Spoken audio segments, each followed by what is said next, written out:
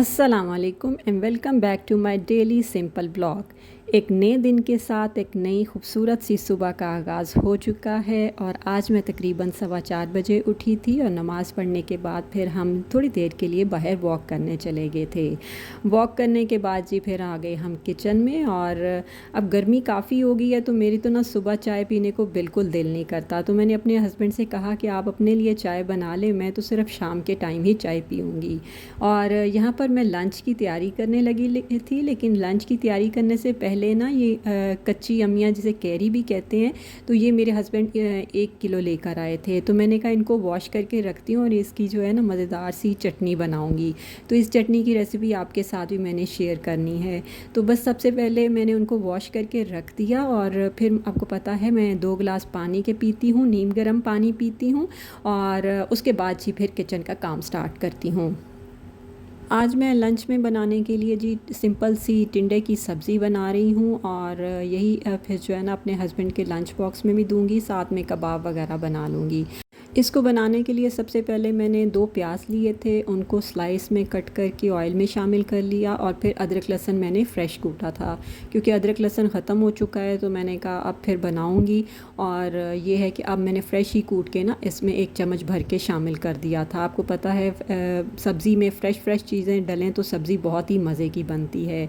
तो tomato puree भी ख़त्म थी और अदरक लहसुन भी ख़त्म था, तो मैंने टोमेटोज़ को भी जो है ना बॉयल करके छिलका उतार के तो उनको कट करके 2 वो भी शामिल कर दिए थे। इनको हल्का सा बस आपने मिक्स करना है, साथ ही इसमें मैंने स्पाइसेस भी शामिल कर दिए थे। स्पाइसेस में मैं इसमें 1 चम्मच लाल मिर्चों का, 1 चम्मच ही नमक का शामिल करूँगी, आधा चम्मच हल्दी का, 1 चम्मच पिसा धनिया और आधा चम्मच मैंने इसमें सफ़ेद ज़ीरे का शामिल किया था और थोड़ा सा पानी डाल के ना इसको अच्छे से मैं मिक्स कर लूँगी। मिसाले को आपने बहुत ज़्यादा भूनना नहीं है और इसमें मैंने आधा चम्मच कुलंजी का डाला था और आधा चम्मच ही इसमें मैंने अजवाइन का डाला था।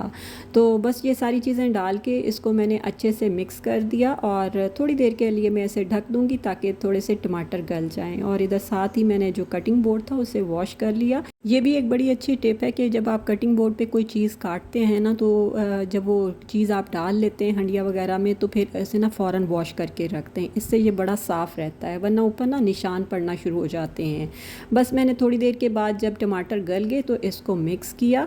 मिक्स करने के बाद मैं इसमें 2 चम्मच दही के शामिल करूँगी। दही से ना बड़ा अच्छा सा एक क्रीमी सा टेक्सचर आएगा। बस इसको मिक्स करने के बाद जी मैं इसमें टिंडे जो मैंने रात को ही काट के रख लिए थे, सब्ज़ी अगर रात को काट के रख ली जाए ना तो सुबह फिर बड़ी आसानी हो जाती है, टाइम की बचत हो जाती है। तो बस मैं इनको डाल के थोड़ा सा मिक्स करूँगी और हल्की आंच पे ना पकने के लिए रख दूँगी। लेकिन पकने से पहले मैं इसमें ना आधा कप तकरीबन पानी का डाल दूँगी और फिर जी तकरीबन इसको मैं 20-25 मिनट के लिए हल्की आंच पे ढककर पकने के लिए रख दूँगी। ये ना टिंडे की भुजिया सी बन जाती है और बड़ी ही मज़े की लगती है। 20-25 मिनट के बाद जब मैंने ढक्कन उठाया तो टिंडे माशाल्लाह बड़े अच्छे से गल चुके थे। तो बस मैं ऊपर से इसमें साबुत हरी मिर्चें और धनिया वगैरह डाल के तो इसको साइड पे रख दूँगी और साथ में जो है ना फुलके बना लूँगी। मैंने ना अपनी पिछली वीडियो में बीफ के ना शामी कबाब बनाए थे, तो मुझे नीचे ना किसी ने कमेंट किया था कि आप यही अगर काम जो है ना प्रेशर कुकर में कर लेती तो आपका काम ना बहुत जल्दी से हो जाना था।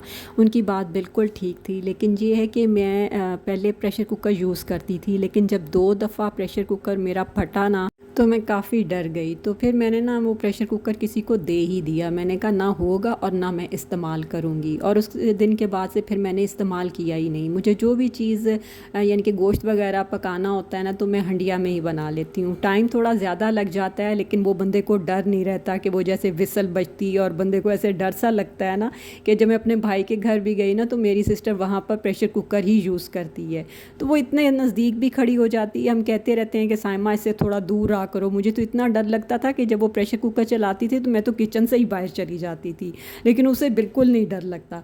लेकिन जो है ना अब मुझे बिल्कुल भी आदत नहीं रही कि मैं प्रेशर कुकर को यूज़ करूं।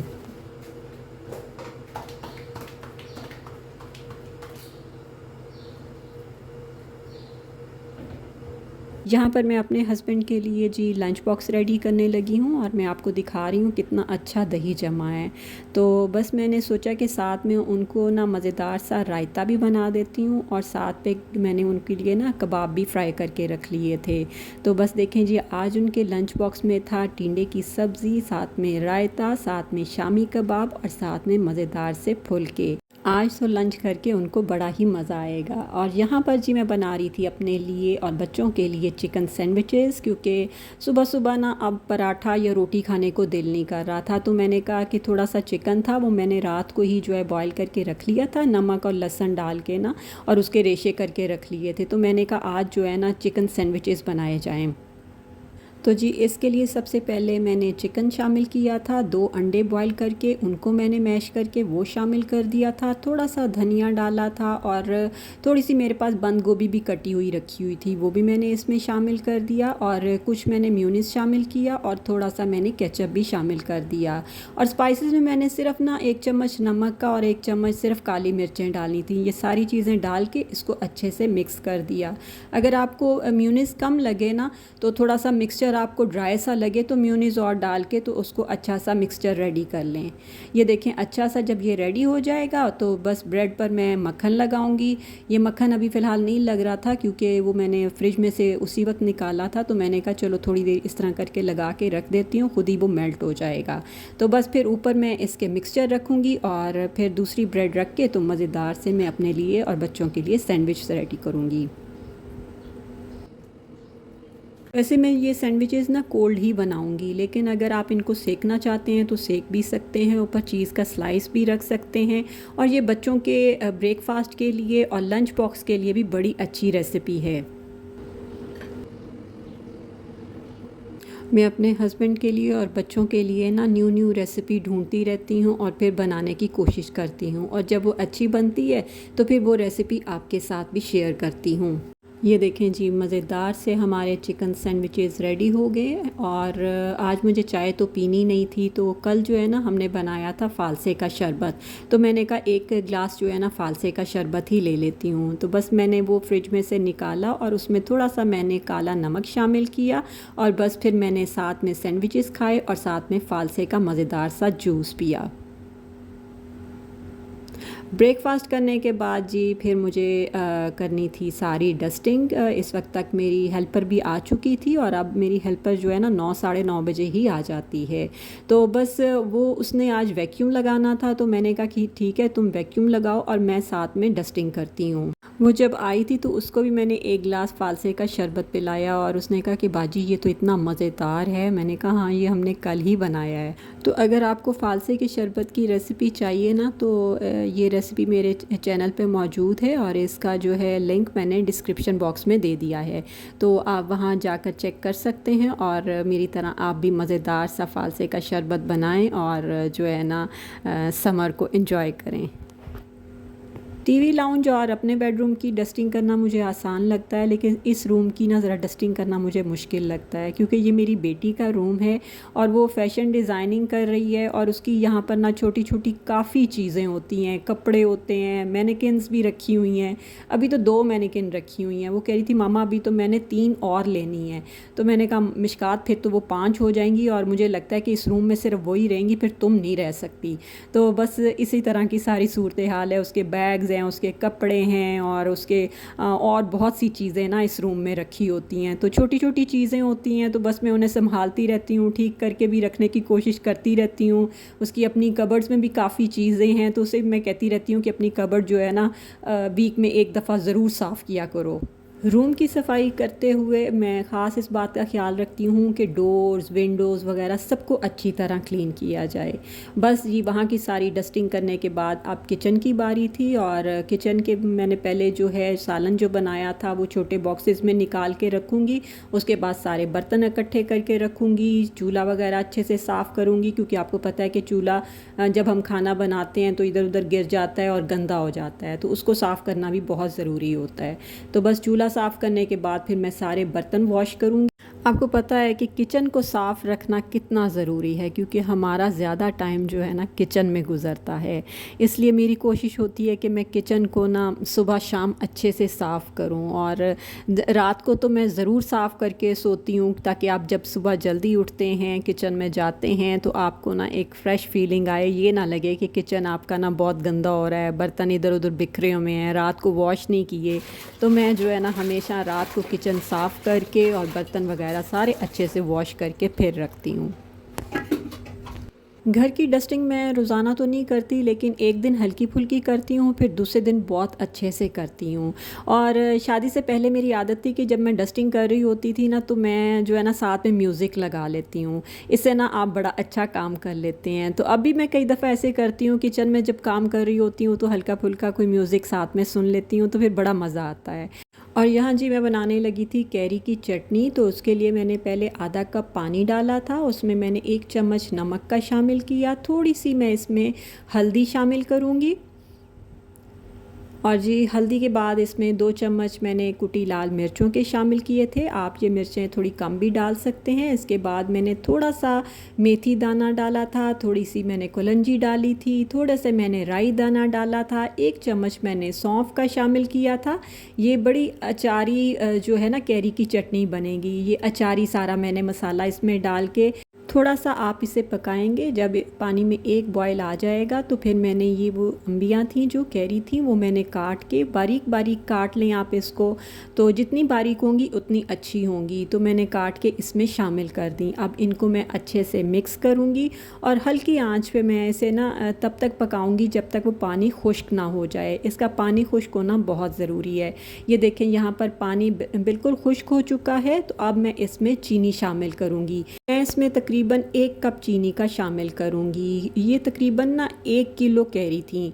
तो काटने के बाद और छिलका उतारने के बाद आपको पता है इसके अंदर गुठली भी होती है। तो तकरीबन मेरा ख्याल है ये आधा किलो कैरी रह गई होंगी, वो मैंने शामिल की। और इसमें 1 कप जो है मैं चीनी का शामिल करूँगी। तो ये बिल्कुल जो है ना परफेक्ट मेजरमेंट हैं।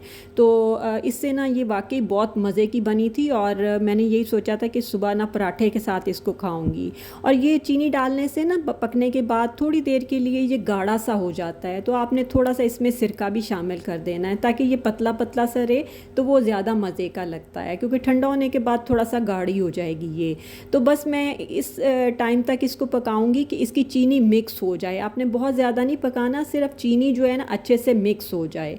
तो बस ये मज़ेदार सी चटनी रेडी हो गई। और इसको मैं पहले ठंडा करूँगी, और फिर जो है ना शीशे की बॉटल में ना डाल के इसे फ्रिज में रखूँगी। तो आप इसे तकरीबन 1 महीने तक इस्तेमाल कर सकते हैं। ये देखिए हमारी बहुत ही मज़ेदार सी कैरी की चटनी रेडी हो गई है। इसे पराठे के साथ खाएं, दाल चावल के साथ खाएं, किसी चीज़ के साथ खाएं, आपकी अपनी मर्ज़ी। ये टाइम है जी तकरीबन मगरिब का, और इस टाइम मेरे हस्बैंड ऑफिस से घर वापस आए थे। साथ में ये दुशहरी आम लाए थे, और साथ में ये लीची लाए थे। तो मैंने कहा इन सब चीज़ों को वॉश करके तो रखती हूँ, और फिर नमाज़ पढ़ने के बाद फिर मैंने आज आलू चिकन का सालन बनाना था, तो मैंने कहा वो फिर रेडी करती हूँ।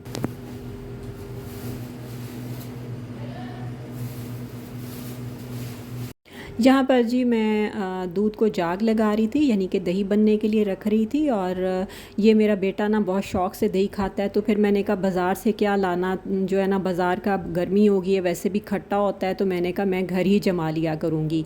तो बस मैं ना 1 चम्मच इसमें दही का शामिल करती हूँ। थोड़ा सा दूध डाल के ना दही को अच्छा से पहले पतला सा कर लेती हूँ, और फिर वो इसमें जाग के लिए शामिल कर देती हूँ।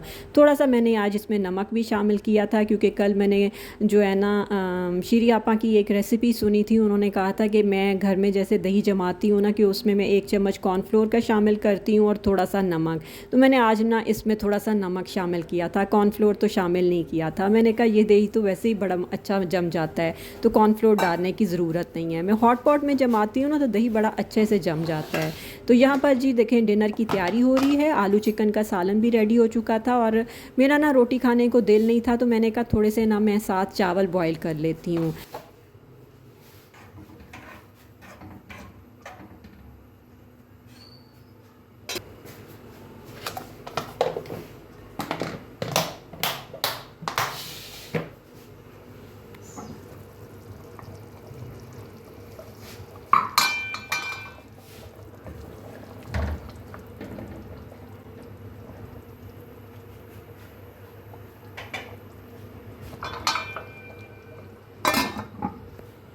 आज मेरे हस्बैंड ने कहा था कि मैंने जो कबाब तुमने सुबह दिए थे ना लंच में, मैं वो मैंने जो है ना दोपहर में चाय के साथ खाए हैं।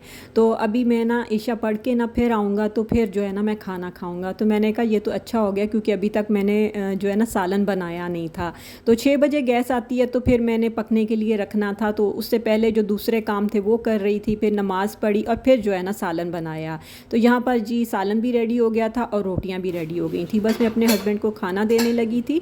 और ये है कि साथ में मैंने कैरी की चटनी भी रखी। मैंने कहा उनको चेक कराती हूँ कि कैसी बनी है। आती हूँ मैंने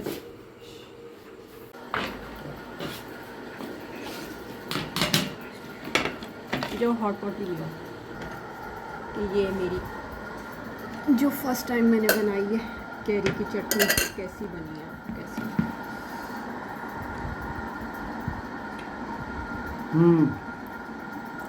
ये तो मुनफरिद है। मुनफरिद है, बड़ी ज़बरदस्त है। बहुत सारे मैंने ब्लॉग शेयर किए हैं और आगे भी इंशाल्लाह ताला करती रहूँगी। आप काफ़ी हद तक मेरी रूटीन से तो वाकिफ़ हो गए होंगे। तो आज का ब्लॉग आपको कैसा लगा आपने कमेंट बॉक्स में ज़रूर बताना है। वीडियो अगर अच्छे लगे तो लाइक ज़रूर करना है। तो यहीं पर करती हूँ मैं अपने ब्लॉग का एंड। मिलते हैं नेक्स्ट वीडियो में। दुआओं में याद रखें। ओके, अल्लाह हाफ़िज़।